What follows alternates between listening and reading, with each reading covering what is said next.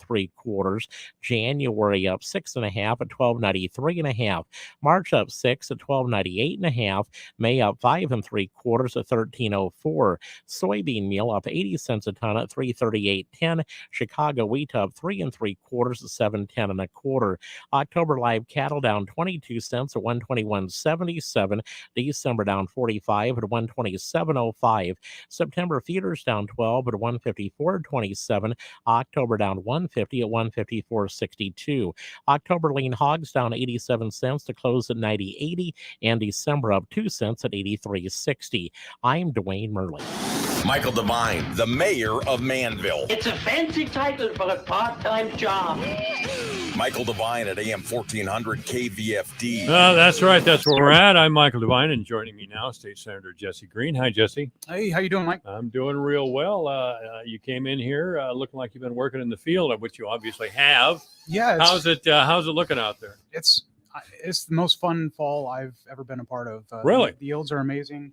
It's going to be a record bean crop for us. We haven't dipped into the corn, but I've had some neighbors say that it's a record corn crop for them as well. So I drove down to Cedar Rapids over the weekend, and I'll tell you, in the evening when farmers are in the field and the sun is setting, Iowa's one of the most beautiful places on earth. That really, and I've been around the world a few times and seen a lot of beautiful things. But Iowa this time of year, just as the sun is going down, combines in the field, that's all right. It's absolutely amazing. And this Friday I'm hosting the House Minority Leader from Hawaii. Minority Leader from Hawaii. Yeah, and she is a state representative from Hawaii. Yep, she was elected 2 years ago, I believe, but she's never seen a farm, never seen a tractor, never seen a combine, doesn't know what ethanol is, and most people don't think of, hey, let's go to Iowa to go on a trip to vacation or be a tourist, but no, they don't. This time of year, I can't think of a better place on earth than Iowa. So how did this come together? You and this state representative from Hawaii? Yeah, I went out to Salt Lake City, Utah, and I've never been much of a traveler, so that's been one neat thing with this experience of being in the Senate is the networking and meeting new people. But in Salt Lake City, there's an ALEC conference, which is the American Legislative Exchange Council. Yeah.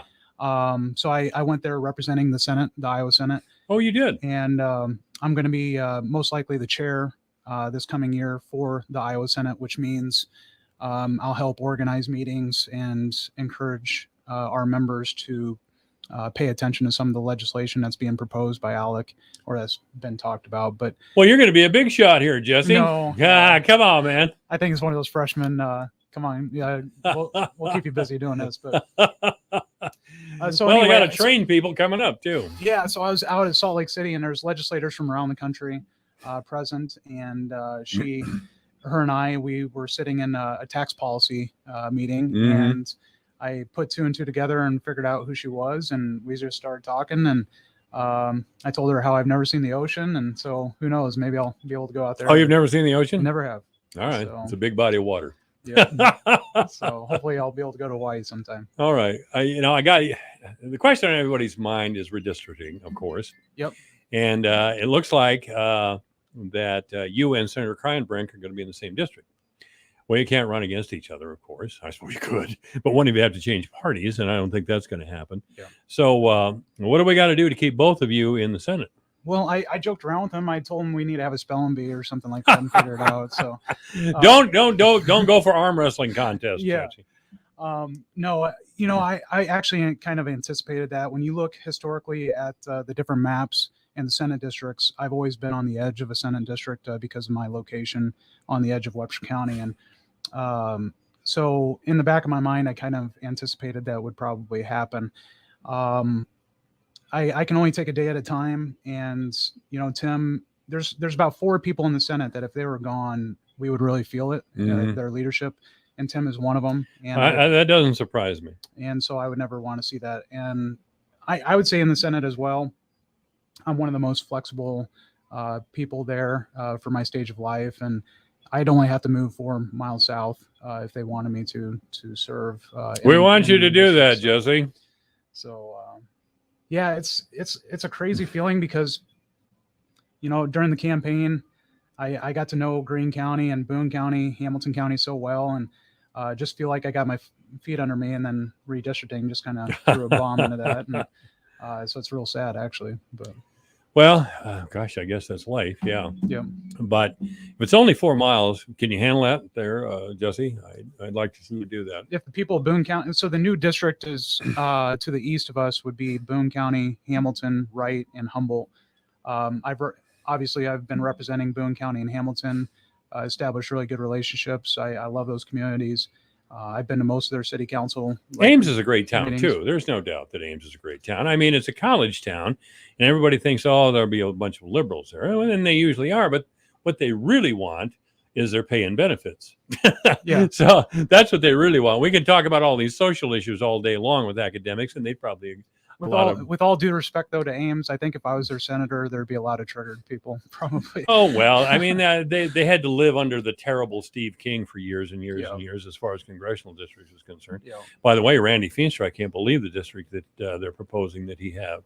Yep. I mean, the congressional first is just a little one down there in southeast Iowa, but you have Feenstra all over the place. Some people have talked about the crazy land mass that it encompasses, but one thing about it is Feenstra is the hardest working, one of the hardest working people I've ever met.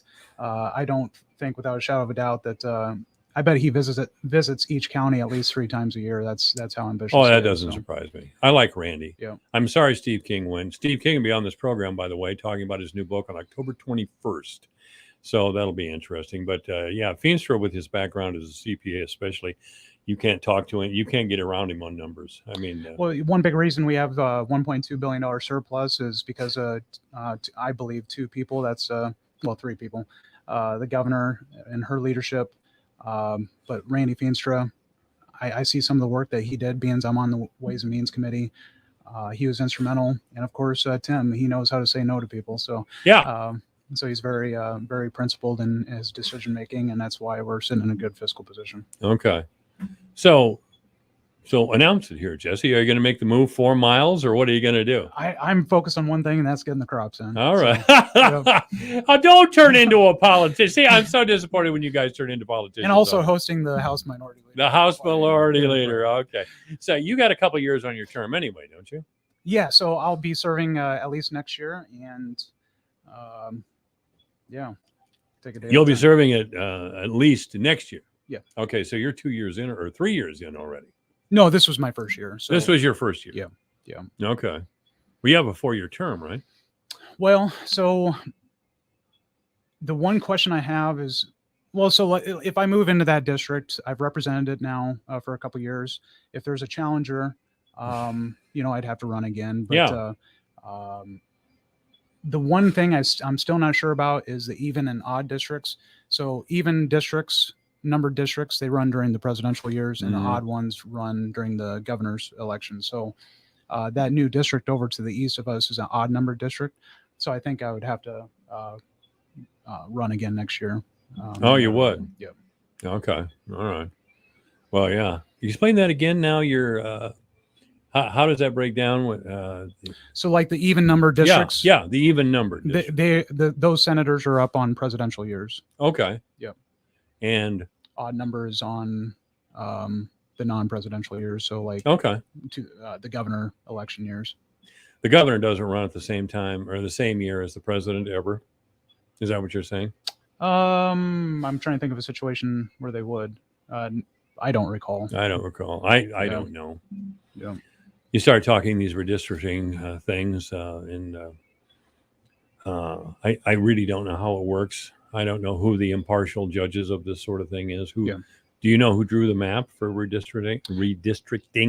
It's a bipartisan committee from the Legislative Service Agency. They're the group that also writes our bills requests, and I believe they're all attorneys, and I think 2 of them are picked by Republicans and 2 Democrats, and so it's a great bipartisan process, and it'll be so interesting to see how this shakes out. I appreciate that the Supreme Court has allowed this process to still continue to take place despite COVID. So Okay, all right. So the mask mandate, where are you out there, buddy? give people the choice. Give people a choice, right? And so there's been a lot of, this really gets under my skin for a couple of reasons, but so there's some in the Republican Party that are like so upset that the judge, got rid of our mask mandate ban. And now that there's been some chaos at some of the school board meetings, there's certain Republicans that just want to pick a fight with certain school boards where they come up with school choice plans. They should. Not in Fort Dodge, because our Fort Dodge people are pretty solid. And I understand there were some people upset about the mandate and coming mandates at the Fort Dodge Community School. I can only hope that they were polite. So we need civility in Webster County. We need to show off our county. So what should the state's response be to some of these issues? And at this point in time, you're hearing some Republicans that are saying, well, let's have give school choice or ESAs, vouchers, whatever you want to call it, to the school districts that implement these mask mandates as kind of a consequence for that action. And I am so tired of the heavy-handed government coming down and picking fights with school boards. I don't think that's our place. And the healthy conversation is always between a parent, teacher, and a school board. I think it goes back to the whole reason I ran. My number one reason I ran was for school choice. Let's respond with a school choice policy and across the board, and then take our hands off it. Let the process play out. Terry McAuliffe is running again as a Democratic candidate to be governor of Virginia. He has strong ties to Bill and Hillary Clinton. And his argument the other night at a debate between he and his opponent, his argument was that the teachers may teach children in Virginia as they see fit, no matter what parents have to say, which I thought was a Democratic position. Yep. That sounds like what it is. And I thought, we can't allow that to happen. No, I don't care if the teacher is on my side. The parents must be consulted on what's being taught in schools. Could you imagine a restaurant that it's a restaurant's choice if they want to serve one meal? Yes, that's their choice. But if they want to make a dumb business decision, they're going to feel either a positive or, in their mind, whatever is a good decision is a positive or a negative financial consequence to those decisions. And in a lot of these states, there just is none. They can do whatever they want and not get away with it. It's hard to fire union teachers. Well, there's an underlying message here is that teachers know better than the moron parents. It is a direct slap across the face to ordinary people who want to raise their children in the tradition that they grew up in. It's an insult from the Democratic Party controlled teachers unions that, well, you people are just, you're just deficient. You're low character, low people, and we need to teach the next generation our moral codes. It's a terrible precedent. Well, in this, we're so close to having such a great, we have a great educational system already, but we can make it better. And yes, by a cooperation between parents and teachers. Yeah, so we got to get the heavy-handed government out of these situations. And I think right now the environment is so perfect for school choice and get the government out of this situation. So I'll tell you, you're pretty even-tempered, Jesse, because I can usually get most people riled up, but I can never do it with you. Well, so there's two things in life that I think that human beings need to always keep in mind. And if things are rocky and politically, you go to your platform and allow the platform to guide your decisions. And in this educational conversation, our platform is very clear. And so I don't lose sleep at night arguing that position. That's where I stand. That's where I campaigned. That's what I'm going to push for. And then, of course, spiritually, that's we look to scripture and the gospel to guide us when we face tough decisions. And I just think about those two things all the time. Mm-hmm. When you feel lost or you come up to a hard decision, you look to one of those two things. Democrats always lose on that. For some reason, Republicans and conservatives are afraid to talk about spiritual matters, but people are spiritual. People are spiritual, whether they're big church people or not. They have that in them. They want They want that side of them nourished. And I would say that's been the biggest eye-opening thing to me, being on this side of politics and government. If you don't think that there's an authority that's bigger than you and more powerful than you, you start getting a pretty big head, and you can do some stupid things. And I think communism and fascism definitely prove that. So. Well, you're right again. You're absolutely right again. This is AM 1400 KVFT, the voice for Dodge. By the way, we're on StreamYard again today. We're streaming. So if you'd like to see as well as hear Senator Jesse Green and myself here in the studio, just go to my Facebook page, which is Michael Devine, or AM 1400 KVFD Facebook page, or yourfortdodge.com, any of those places, and you'll see us. And by the way, there is a place to comment there. And if you have a question or comment for Senator Green, it's 515-955-1400. That's 955-1400. Are you vaccinated, Jesse? No, sir. Yeah. Are you going to get vaccinated? I have not felt compelled or convicted to. If there was a test that came out that showed that it lowered transmission of COVID to get a vaccine, I would take it right away. Mm-hmm. So the only thing that I know for sure, and that I've been encouraging people to do, is if they feel like they're vulnerable and their health is not the way it should be, that they should get it.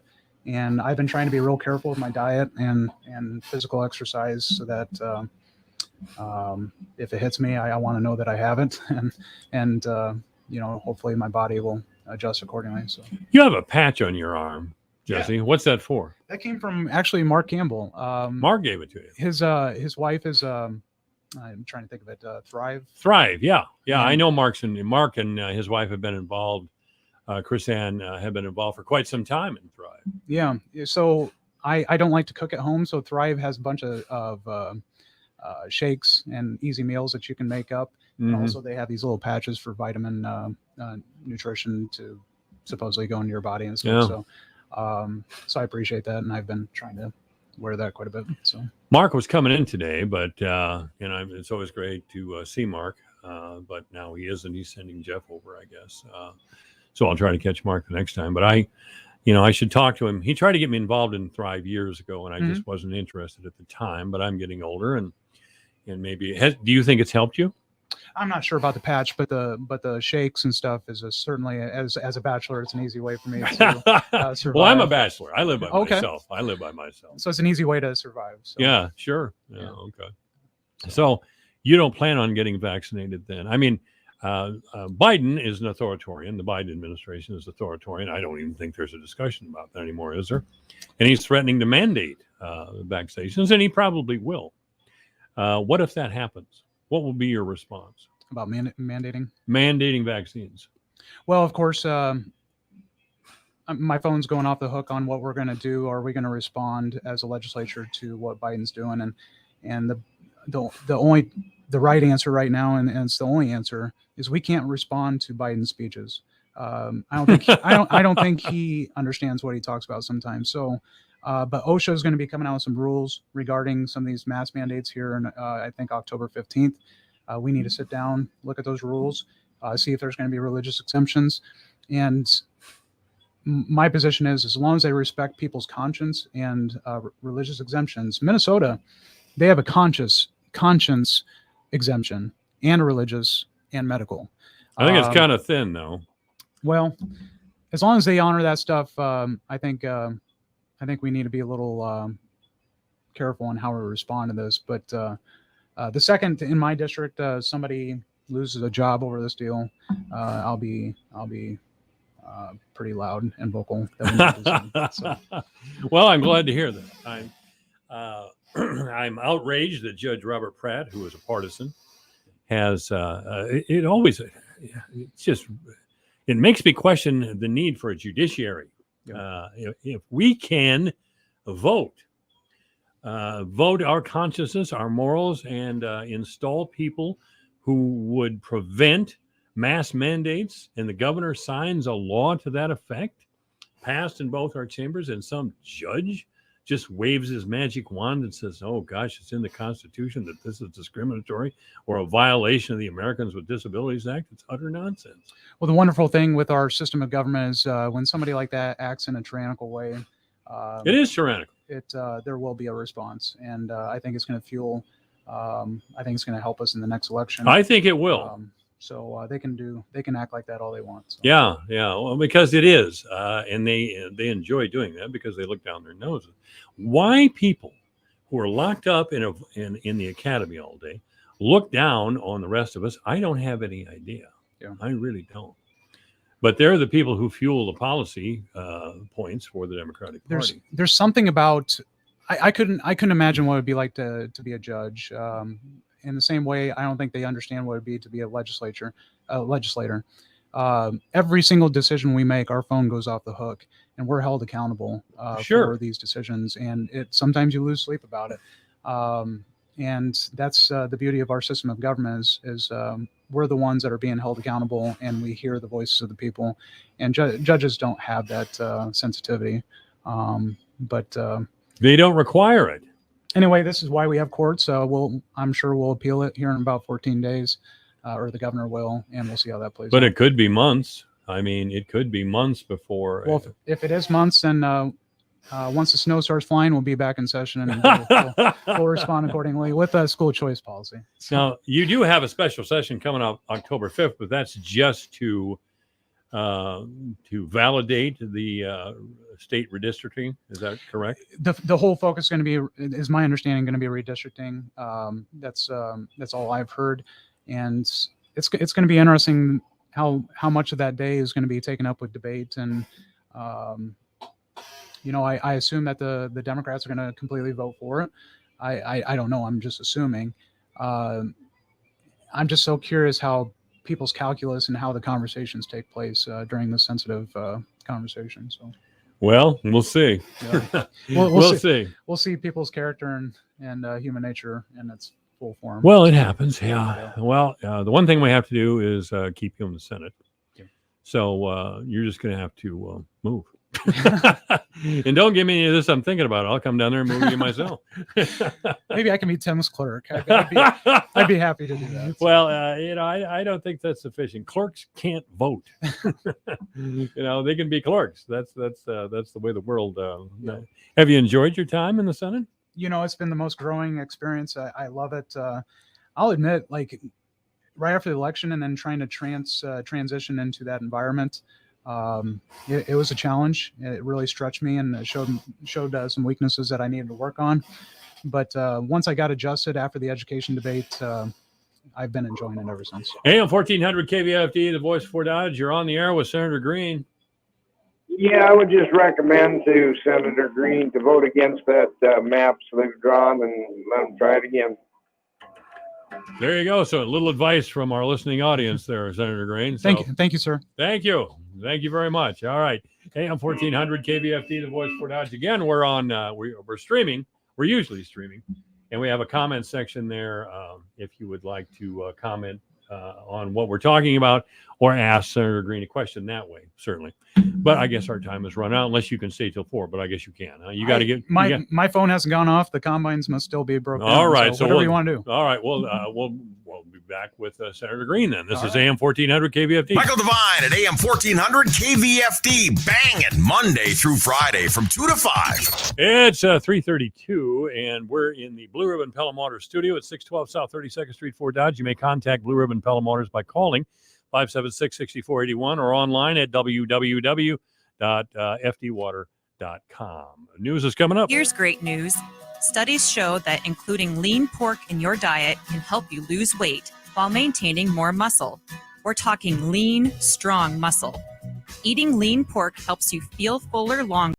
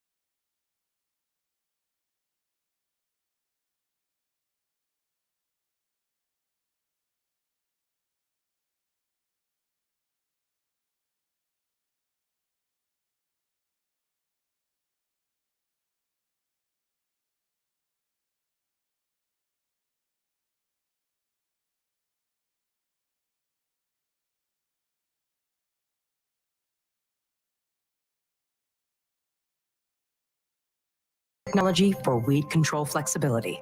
Supported by a dedicated team of BASF agronomic experts. Protected by the versatile BASF soybean crop protection portfolio. Zetavo soybean seed, stacked in your favor. Zetavo from MS Technologies, distributed exclusively by BASF. Always read and follow Divine label Intervention is directions. online at yourfortdodge.com, on Twitter at JMike1400. That's where we are, and we're with State Senator Jesse Green. We're in the Blue Ribbon Pelham Waters studio. Blue Ribbon Pelham Waters at 612 South 32nd Street here in Fort Dodge.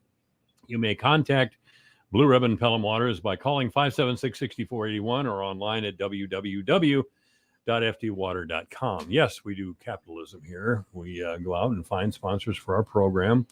We thank, I want to thank all the sponsors that we have on these programs. No, this is not National Public Radio or Iowa Public Radio, which for some reason we still have. Well, I do know why it's there. It's a dumping ground for Democratic campaign workers. Here's a state job for you. Go do nothing at Iowa I had Public. never listened to NPR before until about 5 years ago, and I really enjoyed listening to it 5 years ago. For something different, different take on things, and I thought it tilted a little bit left, but whatever. Man, what's that?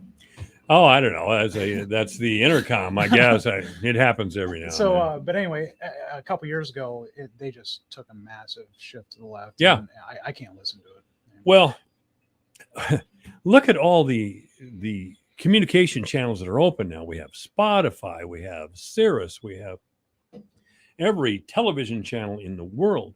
50 years ago, maybe we needed National Public Radio to serve an audience that was not being served. We don't need it anymore. It's really again, it's just a place where you put people who worked in your campaign if you're a Democrat. Yeah. That's it. I mean, at the national level, and maybe here in Iowa as well. Other than that, they stopped carrying college wrestling in high school, and they screwed up high school wrestling. So I don't know what to do with them. Yeah. I don't know what to do with them anymore. But yeah, that was the first time I used to enjoy their shows on. They would talk about cooking and different things like I've never really enjoyed. Oh, I think I've always thought we should bring Eve's Kitchen back to KVFD Radio. Eve's Kitchen was an old TV show here. Eve Rubenstein, I knew her. She was a very nice lady. And she had a cooking show on KVFD or KQTV at the time. And I really think that we should bring back that sort of thing to this radio station. Yeah. You know. But now that Mark Campbell and his wife are giving me smoothies to mix up, I don't think I need to cook anymore. So. Well, yeah, the thriving thing, you know, and Mark should certainly thank you for the plug, which I don't mind, by the way. I don't mind. If you have a question or comment for State Senator Jesse Green, it's 515-955-1400, or you can go to StreamYard. You can go to my Facebook page at AM 1400 KVFD. That's actually the radio station Facebook page. Or you can go to yourfortdodge.com or my personal Facebook page, which is at Michael Devine. And leave a comment there or a question or join the conversation, whatever you'd like to do. Anyway, so we're having a good year out in the field. That's an amazing year. It's been the most enjoyable fall.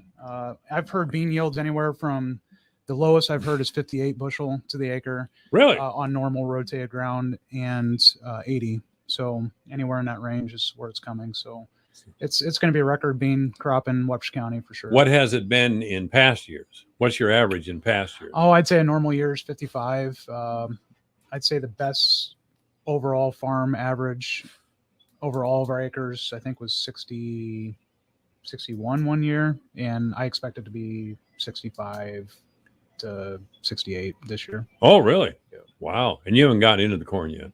No, but I've had some neighbors say that it's going to be a record year for them as well. Over in eastern Iowa, man, they're just cutting down that corn. They really are. Yeah. And gosh, they should be done well before we are over here. I don't know why that is, but they usually are done over here before we are. Yeah. You know, so many people talk about needing rain and stuff. It's really not the amount of rain. It's the timing of the rains. And this year for the beans, we caught some rains in August. That's the critical bean month that determines how big the yield's going to be. and for corn it's July. And in Webster County, it just hit it perfect. So We had some pretty serious drought conditions in July, though, didn't we? yeah, It but was these, pretty dry here. you know, again, I'd much rather see a dry year than a wet year. These hybrids can handle it. And Really? I'd much rather be able to get out there and be able to get the work done than slosh around in mud all the time. So, but our biggest yields have always been on dry years. So Yeah, getting out there in the mud and getting the combine stuck in the mud, that sucks. That's never any good, is it? Mhm. We've had years like that, too. Yeah. I don't think we had any fires out in the field this year, too, so it wasn't too dry. I mean, there have been Well, years in the past where we've had fires out there a lot. that's something with the corn harvest coming up is people need to watch out for. You got to watch out for it every year is cornfield fires. And so for how dry things are, it wouldn't surprise me to hear 1 or 2 fires in the county happen. It might be. Yeah. Kind of reminds me when I was 14 years old, I was running. That was my first year running the combine, and I'll never forget having some bean trash get around the alternator, and I had a combine fire. And Oh, no. that was the scariest thing I've ever been through. But I was able to get it out in time. But that's spooky. Well, there's difficulties in every line of work. You Yeah. know, you got to kind of watch yourself. And, I should have already had somebody on from Iowa Central to talk about the dangers that farmers faced during harvest time, because there's, for some farmers push each other too hard. And there's terrible incidents in farmers being smothered in grain bins. It always happens every year. It's regrettable. But usually say it's some guy who's out there later in the evening, by himself. And I just, it's always a tragedy when that happens. Yeah. And I don't want to see it happen. So, and there's accidents involving, almost anything. There's, I know a guy that was trying to clean his combine one night and lost 4 of his fingers, for God's sake. Oh, gosh. Yeah. It's always something, Yeah. so and that guy was pretty tired too. It was late at night in an accident like that. But anyway, so you're this coming legislative session, what do you see as your biggest challenges there? What are issues you'd like to focus on this coming legislative year? Well, I think, in light of the $1.2 billion surplus that we have, I guarantee you we're going to be having more tax. That's remarkable, isn't it? Tax conversations. And again, I get it. I'm, a little bit naive sometimes, but I cannot believe some of the Democrat responses to the governor's announcement of that $1.2 billion. Rob Sands, for example, I got it up here on my phone. He said, during a time of crisis that killed 750 restaurants alone, our governor is the third servant in the parable of the talents. Remember, we're supposed to have separation of church state, though. Parable of the talents. So here he's comparing our budget to the parable of the talents, and which, to remind people, the third servant in the talent was the one that was thrown out. Thrown out into the utter darkness where there is gnashing of teeth. That's how he compared our governor. The other thing that I saw was Vilsack's budget director. He made a comment that the main purpose of state government isn't to amass a record surplus. Well, so right after Vilsack's term, What? Say that again. What? It's not the main purpose of state government is not to amass a record surplus. Okay. I get what he's getting. I get that. But what happened right after Vilsack's term? We had a 10% across board cut because we couldn't manage a budget at that time. And so I have never heard so many people complain about having a surplus. It just floors me. Well, they can't give the governor any credit. Yeah, she can't win. No. Well, to them. Yeah. Rob Sand is running for governor. I mean, that's the Democrats Democrats in Iowa are fearful that their party may be irrelevant. And if you look at the last few years, they have something to worry about. There's another special election in 2 weeks down by east of Des Moines. And I'm pretty confident we're going to be picking up another seat that was a blue representative seat held by Breckenridge. He was a great representative, moderate, but he retired. And now there's John Dunwell. He's a pastor down there, a great man, huge network.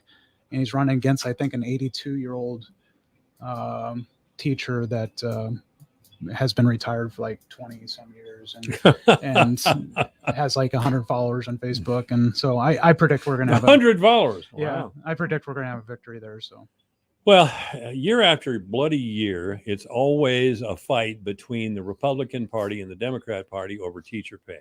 mhm. It's boring. Apparently the only thing that matters in Iowa to the Democratic Party is teacher pay.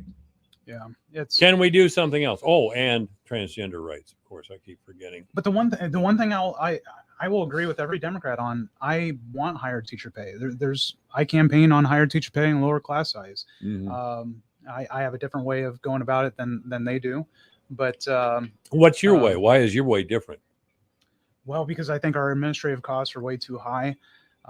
You think we have too many principals and vice principals?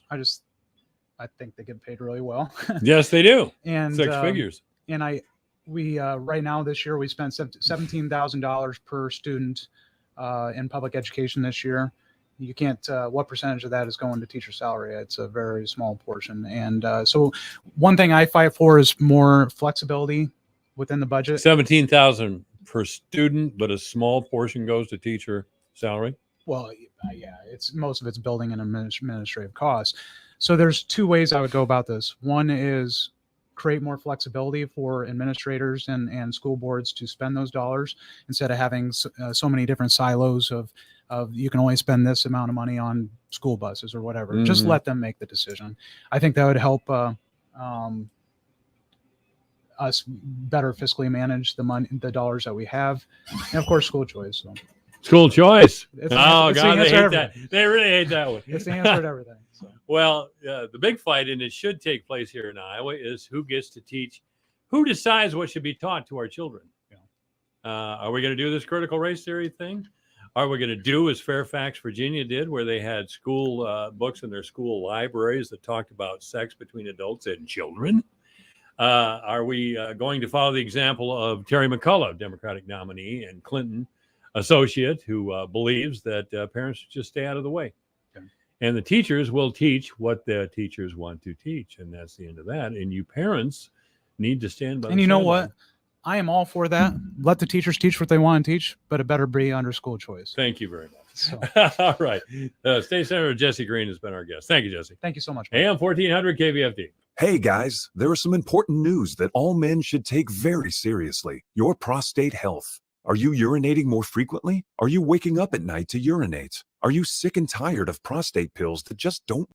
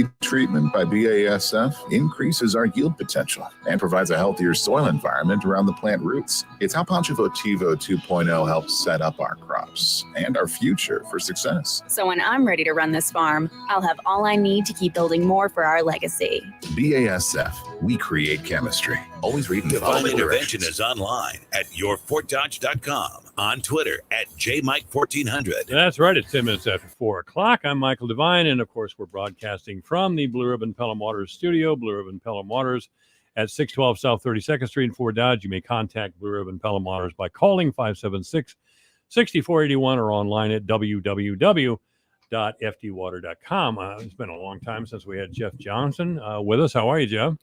Doing fine, thank you. All right. Yeah, Jeff is over at is a county employee. He's what's your full title? Planning and Zoning Administrator. Planning and Zoning Administrator. Would you explain what you do? What does that mean, Planning and Zoning Administrator? I handle a lot of the development petitions that come in, the site plans, the rezonings, variances. Also handle all the building permit applications, the review and approvals, coordinate the review process with other county employees and outside agencies. And then another facet of my job is code enforcement, where I enforce some of our zoning regulations throughout the county. So do you get in a lot of arguments with people? Because it sounds like you're in an area where people want to take issue with some of your judgments. They do. My job is to work things out with them and Sure. come to some type of resolution and working agreement where we achieve the end result, which is a better environment for the county. So, Sure. Well, you don't strike me as somebody who's hard to get along with. Not at all. Not at How all. many people do you have in your office? I have a part-time staff. You have a part-time staff. Administrative staff person that helps me coordinate a lot of correspondence and meetings with the Planning and Zoning Commission and the Board of Adjustments and also the Board of Supervisors. So That's still a lot of work for one guy and a part-time staff. Tell those supervisors to get you a little help down there. You probably did. They said, blow off Jeff, right? Sure, exactly. So what is happening now in your office? So we have a couple building permits. One that we just received, they're clearing the land for. That's for Calcium Products. That's a building permit. Oh, yeah. For a 90,000 square foot fertilizer manufacturing plant that will be constructed just south of the Simstone concrete plant. And that's located. So that's really right across the road, isn't it, from Calcium Products now? Correct, right Yeah. on the east side. Yeah. Right. So that's anticipated to add a couple more jobs. It's a $17 million project, $7.5 million in construction, $8.1 million for machinery and equipment, and then about $1.5 million for the land. So what they do is So who bought that? I mean, they did? They did. Okay. Yeah, they did and so they take the local products such as gypsum and Sure. limestone, and they create soil additives. And I think one of their biggest customers is the golf courses. So Mm-hmm. that'll be value added to the county. That project should be completed here in the next 6 months. Value added, does that mean tax revenue? Tax revenue. Exactly. Okay, well that's great for everybody involved, really, when we have new construction like that and a business expansion. That's People that are constructing, those are jobs. et cetera. Absolutely. Absolutely. So, yeah. Mm-hmm. no, that's wonderful, and I'm glad to hear that. When do are they already working? I was by there the other day. I didn't see anybody out there. They're clearing the ground right now. Are they clearing it? Mm-hmm.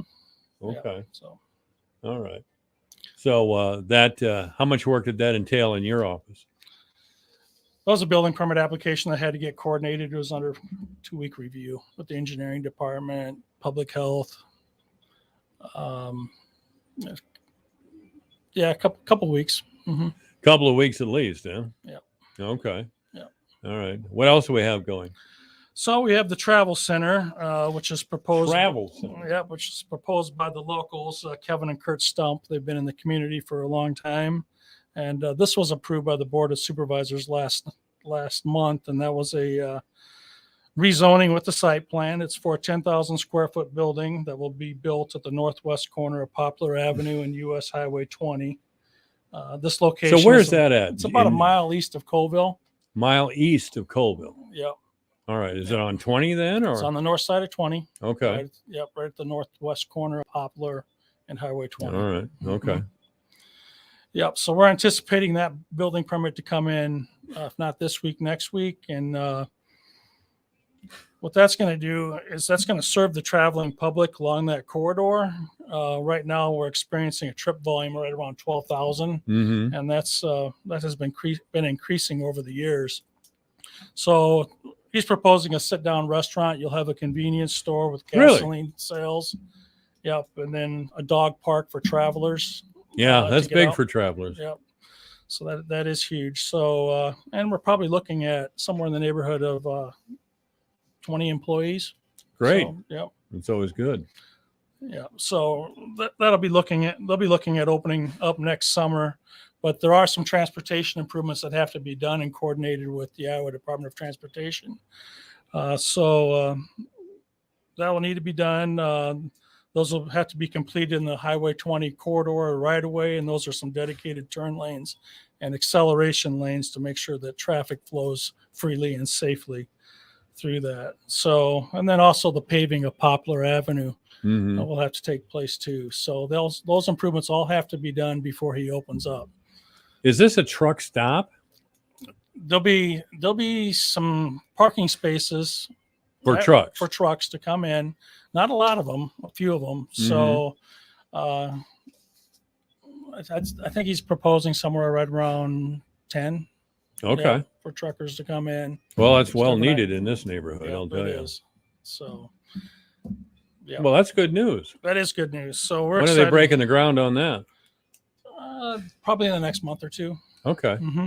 He wants to. Kills me how they can break ground as we're heading into the colder weather months, Yeah, they Good for them, I mean, but Yeah, they want to move forth and get that That's ground broke. You'd think they just wait till spring, but they want to get going at it. And go this will man, keep- go. Sure. This will keep them busy in the wintertime. Let's get it built and get the cash register singing. Yeah. So those are pretty. That's some good news. That's significant news, I think. That's good news. You have a couple big projects going on right now. So, yeah. So did that take much work in your office? This latest construction effort. Well, it stems all the way back. I went to the Planning and Zoning Commission all the way back, I believe, in March, and then it was tabled. We had to wait for the traffic impact study or report to come in to make sure that report identified what types of transportation improvements needed to be done. And so that came back to the Planning and Zoning Commission. Well, who's responsible for that? Is that the county or the state? The traffic impact report. That's the applicant. The Stumps were responsible for that. So, Really? and They then were. and they're going to be responsible for those improvements also. So, but my understanding is they are trying to get some grant monies to help them fund a portion of that project. So, Okay. yeah. Well, good for them. Yep. Good for them. Gosh, I haven't seen much about this in the newspaper. Was it in the newspaper? It was in the newspaper about a month ago. The Okay. approval. Yeah. All right. So, Okay. I was trying to get one up on the newspaper, but I guess I didn't. yeah. So if everything goes in a perfect world, this thing will open up sometime early summer, June, July. I Well, would that's think. great news. Yeah, assuming that the Department of Transportation moves forward with their plans and they get that contracted out and get that work done. Really, it's What's a lot the of work. the DOT has to build an ingress and egress? Is that what we're talking about? Or? Well, it's a dedicated eastbound turn lane. It'll have Yeah. to go in. Right now, that median will be. You will not be able to leave Poplar Avenue as you're heading south and take a left or head east on Highway 20. All right. You'll have to take a right, and then there'll be a U-turn about a quarter mile down. So you have to circle all the way around. Okay. The whole idea is there to keep that intersection safe. So right now that's an open intersection, and all you'll see is a dedicated left-hand turn lane coming in from the west. So that's part of the transportation improvements, just to make sure that that whole intersection is safe. And I'm still trying to visualize this in my head, and I got the right part of the world. But is this out by the Highway Patrol station? a little bit east. A little bit east. A little bit east, A yeah. little bit further east. Okay, Mhm. I thought that's where it would have to be. Yeah.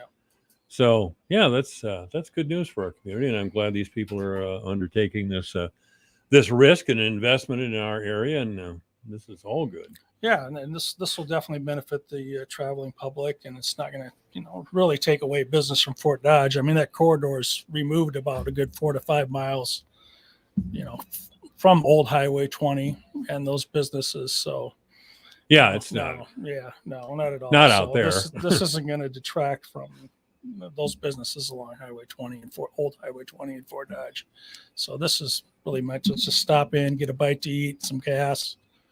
Are they going to have a restaurant or just? That's what's being proposed. Yep, a restaurant, sit-down restaurant. A sit-down restaurant. Well, look out.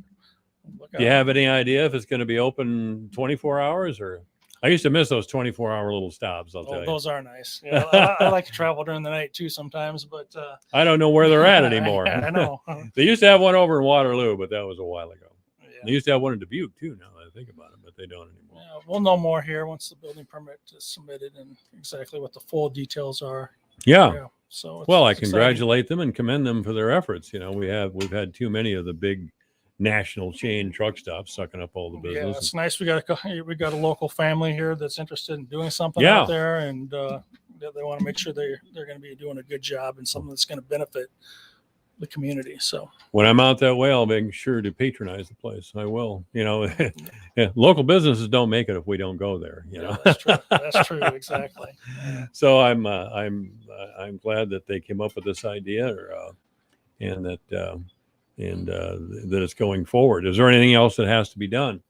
So every time there's a business started, somebody tries to start a business, it's like a nightmare of some kind. I know. We just want it to be successful for them. Like you said, I mean, the one good thing about that corridor is the number of trips have increased steadily over the past few years. So, and I think it's only going to continue. The number of trips, vehicular trips, along Highway 20. And that's, that area of Highway 20 or Highway 20? That area of Highway 20, that specific area where he's building it has the highest trip count according to the 2019 data. So he's in highest trip count where of Highway 20 or and Poplar and US Highway 20. Right now it's right around 11,000 trips. That's the daily traffic volume along that Highway 20 corridor all along Webster County. So that he's picking the right spot here in the county. Sure he is. Highest number. Well, when you're talking about high trip count again, is that across the Highway 20? Of course, goes from Sioux City to Dubuque. Yeah, right at that point. Right at that point. That's the highest in Webster County. Just in Webster County. Just in Webster County. Yeah. Not in the whole state. No, exactly. Again. Yeah, correct. Yeah. Well, it was a big deal to get Highway 20 done like that, and I hope it pays off for everybody. Yeah. I go see people in Dubuque and Cedar Rapids area all the time, and I certainly use it a lot, and it's been a real boon, Oh yeah. Old 20 was just getting to be old 20. Old 20 was just getting to be old 20. Yeah. It's hard to imagine that area now out there without a 4-lane. I know. It's fantastic, to get down to Cedar Rapids or wherever you need to go. Yeah. Exactly. So a lot of people have been known to go to Iowa City during football Saturdays as well. Yeah, definitely. What was your background? How did you get this job? Well, I was working in Florida and Texas. I grew up here. Yeah. Yeah, and went to Iowa Central here, and then Sure. went to University of Iowa. Okay. And then Good for you. and it was time to come back and give back to the community. And I saw a couple of people that I knew, Mark Campbell, who grew up down the street from me. He was the supervisor, Sure. and the Dinklaw family, and the Dinklaws, huh? yeah. Well, then you know a lot of people then, don't you? And then Ted Vaughn was the HR director, and he was my baseball coach when I was in Pee Wee. So well, good for you. He was one hell of a baseball player, Mr. Vaughn was. I bet he was. Yeah. So AM 1400 KVFD. Good afternoon. You're on the air with Jeff. Yeah, I got a couple questions for you. All right. Hey, who's going to have that rotary out there? Boy, we really can't understand you. Could you speak a little more directly into the microphone? Who's going to pay for the road construction out there for that truck stop? Who's going to pay for the road construction? yeah, it'll be the Stump family, Kevin and Kurt Stump. They're on the hook for that. As I previously mentioned, they're going to be going after some grant money to help with the US Highway 20 improvements there. So they're applying for a grant through the state. So we'll see if they're successful during those efforts or not. So, did you get that? Yeah, and what was that? What was that ground before you rezoned it? What was it used for? It was agricultural. Yeah, and crop. It was utilized for agricultural crop production. Yeah, I think the whole area is agriculture there, isn't it? Yes, it is. Pretty much everything along Highway 20 corridor is, for the most part. Yeah. Yeah. Yeah. Yeah. Yeah, that would seem like spot zoning to me. I'm not sure what the definition of that is. Maybe you can clarify that. No, it's not spot zoning. If the fact that it fronts a major arterial lends itself to commercial uses, and the fact that it is at an intersection, and no, it's in terms of the strict definition of spot zoning that the state has, and we don't have a definition in our zoning ordinance. It doesn't even come close to qualifying. Mhm. I mean, this project lends itself to commercial or industrial uses. The fact that it fronts a major arterial where there's actually trips, and you know, trips. The transportation trips, vehicular trips will visit or occupy those commercial or industrial businesses. So this is the highest and best use. Yes, would we have liked them to move at an intersection like the P59 intersection? Yes. I mean, but then again, you look at this, as we previously discussed, this location, the success of a business depends on the number of annual trips or the daily trips. And this is one of the highest trip counts in the county along that corridor. So in my mind, he's picking a great spot. I mean, if you were to go out there and visualize that traffic, I was just out there this morning, right around 10 or 11 o'clock this morning, and there's some traffic out there. Oh, sure. I mean, yeah, during the night, I'd say after 6, 7 o'clock, it does calm down quite a bit. But, you know, during those. I can't imagine 169 and 20 would be a better spot. 169 and 20 would be a better spot. Well, I think I can't help but think. Yeah, that's zone commercial. I mean, Right. I mean, it's The county actually owns the rest up there. My understanding is 2 years ago. you're kind of breaking up again, sir. You said the county, what, owned the ground? Oh, yeah, they had the county shut out there. Oh, the county shed. Yeah. Okay. yeah. All right. And also, I have another question too. My understanding is that this ground that they have, there was 25 acres that got rezoned commercial, but they're only going to use 5 or 6 for the truck up. So what's the other uses for the other acreage? 25 acres, he's saying, was rezoned for commercial use, but they're only going to use 5 or 6, and he wants to know what the other ground is. The rest of the ground is going to be used for. Yeah, there's no plans right now. That's correct. What the individual is saying here, we don't have any plans in on that. The petition did require a site plan be submitted, and it's not for the whole 24 acres, obviously, but the board at the end of the day gave them the entitlements on the rest of that. There's actually 2 parcels that got rezoned that total 24 acres and gave them the entitlements.